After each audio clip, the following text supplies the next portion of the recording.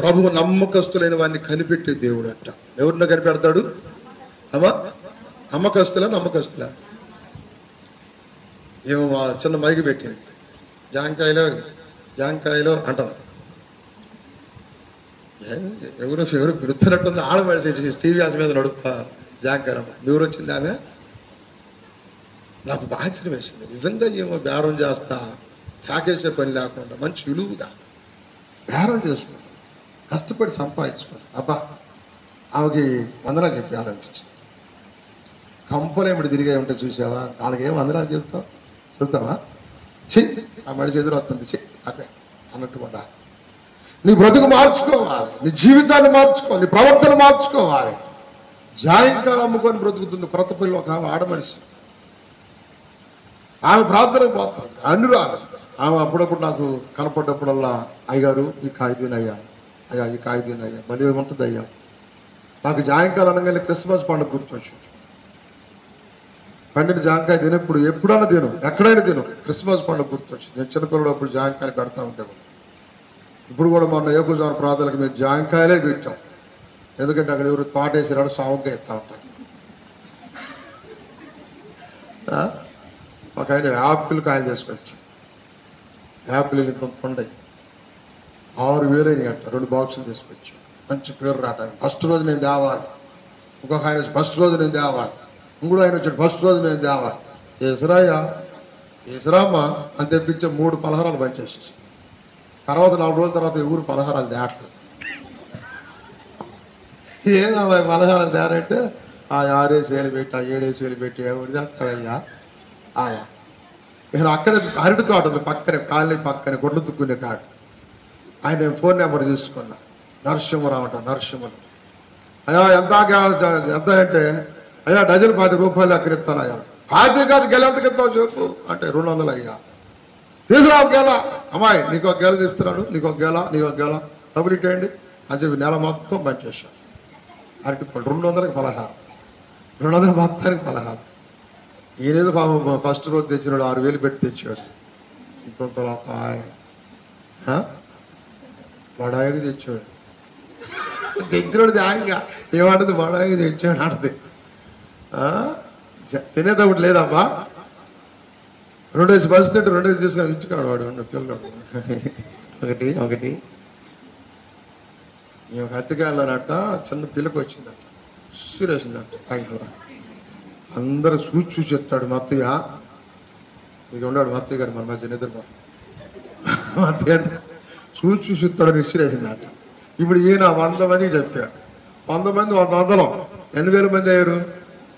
100 ఎంత చెప్పండి? 10,000 మంది. 1000 మందేనా? 100 ఎంత? 10,000 అయితే ఒక 1000 మ్యా. 100 ఎంత మ్యా? 10,000 మందికి చెప్పేశాను కదా. ఇప్పుడు నేను మొత్తం ఊరు మొత్తానికి కనబడితే చెప్పేశాను.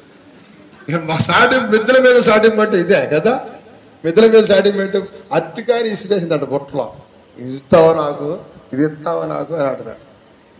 ఆ అత్తయ్య బాగా పంచడానికి బాకండి, నువ్వు పంచమ్మా లేచి, నువ్వు పంచమ్మా. పంచడానికి రాదు, తినడానికి మాత్రం ముందు ఉంటుంది. ఎవరు తేటానికి రాదు, తినడానికి ముందు ఉంటుంది. నేను ఎట్లే వాక్యం చెప్తే తెల్లారి 2 గెలలు తీసుకొచ్చాను. ఇవాళ అమ్మగారిది పలహారం. తేటానికి ఇంత పొడుగు తెస్తారు, అట్టి పొడుగు అని వేయాలి పెద్ద పలహారం కడుకొస్తే చుట్టుకుంటా ఉంటారు. మా ఊళ్ళో జానికమ్మని ఒక ఈ చెడి బట్టలు, అట్లా బట్టలు, ఇట్లా బట్టలు పలహారం చూడి అట్ట పెట్టారు. నాకు తెచ్చింది పాప, పెద్ద చేసింది ఆమె. నేను తెల్లారను, జానికి చిన్నమ్మా జాన పొడుగు బోర పొడుగు ఇంటికాడ పెట్టుకొని తినకూడదు అంటే ఆమె. ఎందుకు నువ్వు చర్చికి తెచ్చింది జనాన్ని తిడతానికి అంటే, నేను తెచ్చి నాకు ఏ పని కలిసి మంచిదో నీ వచ్చుగా అయ్యా. దిక్కుమాలింది ఆయన. పలహారం తెచ్చిన వాళ్ళకి ఇతరులకు పెడతారు. దేనికి తెచ్చావు? ఇతరులు పెడతారుగా, నువ్వు తింటారుకా? నువ్వు తింటారుగా, ఇంటికాడ పెట్టుకు తిను అని చెప్పి తిట్టే తెలుగు. 2వసారి పలహారం తేలక తిడతలేదు. ఎందుకంటే నేను తేలేదు కాబట్టి తింటాం, పెడితే తింటాం, లేకపోతే లేదా. అట్లా తయారైపోయారు ఇప్పుడు పలహారం దగ్గర. పరిశుద్ధ వాక్యం దేవుడు నీ మీద సాక్ష్యం పలుకుతున్నాడు. పలహారం దగ్గర తిడుతున్నావా? ఇంకెవరైనా తిడతా ఉండావా, కూర్చున్నా కానీ తిట్టుకుంటా ఉండావా, నీ హృదయంలో తిట్లే ఉండయా, బూతులు మానాలి. ఏం మానాలి? బూతులు మానాలి, బూతులు విసర్జించాలి. 5 రకాలు ఉన్నాయంట. ఆగ్రహము, దుష్టత్వము, దూషణ, మీ నోట బూతులు. ఏడుంది? కొలసీ పత్రిక 3:8. కొలసీ పత్రిక 3:8.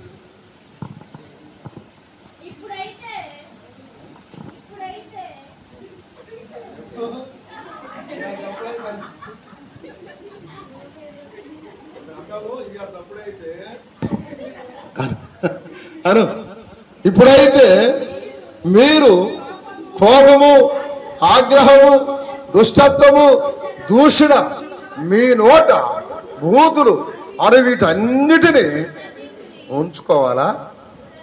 అవన్నీ జేబులోనే ఉంటాయి. అవన్నీ ఏడుంటాయి? ఈ పిల్ల నైటీకి జేబులు కుట్టించింది, పెద్ద పెద్ద జేబులు కుట్టించింది, నైటీ వేసుకుని వచ్చింది ప్రార్థనకి. ఎందుకు అంటే పలహారం ఇస్తారుగా నైటీలో. దిక్కుమారింది ఆయన. నైటీలు చర్చిలోకి తేగకూడదు. నైట్ ఎవరైనా వేసుకున్నారా? ఏమనుకోబా, మీరు నువ్వు క్రమముగా రావాల్సిన ఉద్దేశ ప్రకారంగా రావాలి. దేవుని సన్నిధానంలోకి వచ్చేటప్పుడు క్రమముగా రావాలి. ఇప్పుడైతే మీరు ఆగ్రహము, కోపము, దుష్టత్వము, దూషణ, మీ నోట బూతులను, వీటన్నిటిని విసర్జించాలి. వదిలిపెట్టాలి, విడిచిపెట్టాలి. కోపపడకూడదు, ఆగ్రహంగా ఉండకూడదు, దూషించకూడదు. వాళ్ళ మీద వీళ్ళ మీద దూషణ మాటలు అవన్నీ మానాలి. దేవుని బిడ్డలు. ఎవరి బిడ్డలు అంట? ఎవరి బిడ్డలు? దేవుని బిడ్డలు. నువ్వు ఎవరి బిడ్డలవి? మనం దేవుని పిల్లలవి. ఏ దూషణ అంటాడు? 1 యోహాను పత్రిక 3:1 1 యోహాను పత్రిక 3:1 అంటాడు, మనం దేవుని పిల్లలమని పిలువబడినట్లు తండ్రి మనకి ఎట్టి ప్రేమను అనుగ్రహించుడో చూడాలి. దేవుడు ఎలాంటి ప్రేమనిచ్చాడు? ప్రేమామయుడు. యేసు ప్రభువు అంటే ఎవరంట? ప్రేమామయుడు.